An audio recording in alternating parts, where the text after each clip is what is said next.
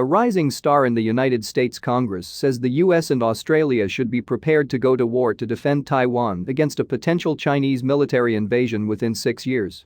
Republican Congressman Mike Gallagher, co-chair of the Congressional Friends of Australia caucus, said he fears the Chinese Communist Party sees a moment of strategic opportunity to assert its dominance in Taiwan while the world is distracted by the coronavirus pandemic. 2 soldiers guard on a tank during a military exercise in Hsinchu County, northern Taiwan. It's remarkable that a year and change after the pandemic started in China, I think the CCP feels more emboldened than they did before, and the West is more divided, Gallagher told the Sydney Morning Herald in The Age. We all need to send a signal that they can't get away with it. The Wisconsin congressman pointed to Senate testimony by Admiral Philip Davidson, the outgoing commander of the U.S. Indo-Pacific Command, in March, that China could make a move on Taiwan within 6 years. U.S. Representative Mike Gallagher believes the coronavirus escaped from a laboratory in Wuhan rather than emerged naturally in wildlife. Davidson's statement chimes with recent comments by Defense Minister Peter Dutton that a war with China cannot be discounted, and Home Affairs Secretary Mike Pizzullo's claim that the drums of war are beating in the region.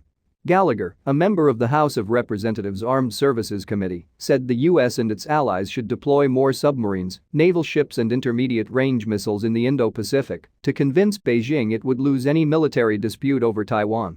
The China hawk also called on the Biden administration to end the decades-old American policy of strategic ambiguity on Taiwan by formally pledging to defend the island in the case of a Chinese troop invasion. We need a declaratory statement of policy that commits the United States to the defense of Taiwan, he said. It certainly has risks, but we've learned from decades of failed policy with the CCP that the greatest risk of all comes from complacency. The U.S. never stipulated that it would come to Taiwan's defense during a military conflict, only that it would help the island defend itself. Gallagher stressed that it would be up to the Australian government to decide whether to participate in any military campaign.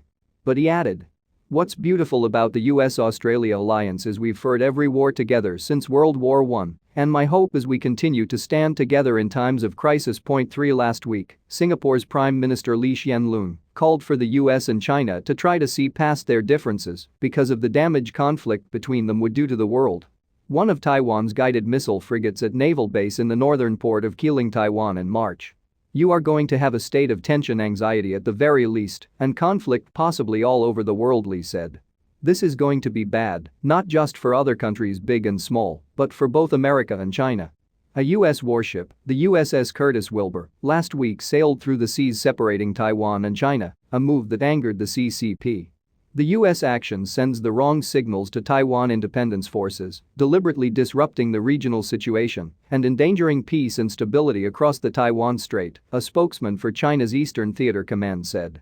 As well as greater military investment to compete with China, Gallagher has led to charge in Congress for a more comprehensive investigation into the origins of the coronavirus.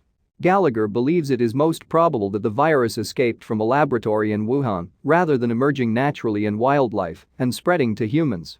He said Beijing's economic punishment of Australia following the Morrison government's call for an independent investigation into the virus's origins helped spark his interest in the issue and convince him that the Chinese government had something to hide. He said Australia and the US should continue pushing for more transparency from China, saying, "I think this is a test of the free world." A draft report released in March by the World Health Organization, WHO, found it was very likely that the virus emerged naturally and that a lab leak was the least likely cause of transmission. But WHO Director General Tedros Adhanom Ghebreyesus said the issue required further investigation and that he would be willing to deploy investigators to probe the topic.